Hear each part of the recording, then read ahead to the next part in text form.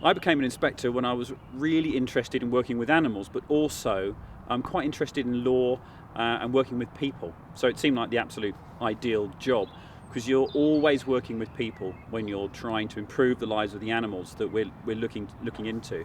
It might be a collection or a rescue of an animal, it might be an animal welfare allegation, but there's always a person involved. So I like that mixture of animal and people skills. To become an RSPCA inspector is a tough challenge. Lots of people apply when we have vacancies, but the key point to it is those interpersonal skills, being able to deal with people at all sorts of different levels of society in both positive and negative situations, and trying to get the best result for the animal. That's the most important thing. Having some animal experience is helpful.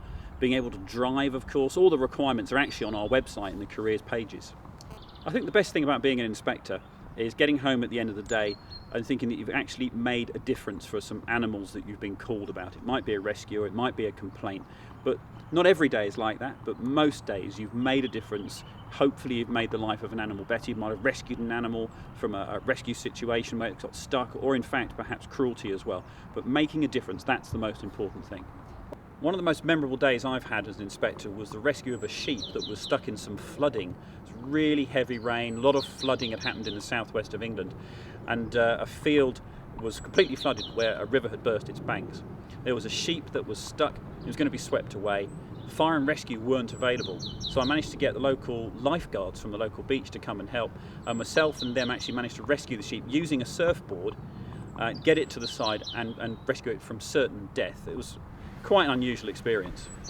I think the hardest thing about being an inspector is trying to ensure that you use your head to think and not your heart, because there are many times where you might want to perhaps leap ahead or do something a bit rash, but you can't do that. You've got to use your head. You've got to remain professional, because in the long run you will do the best thing for the animal.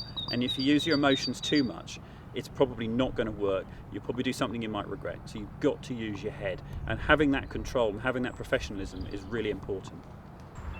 If you're interested in finding out more about the role of an RSPCA inspector, perhaps just about what it is that we do, or if you're interested in applying, take a look at our website. You'll find that there's lots of information on the careers page, there's a career profile, and of course you can have a go at the online quiz.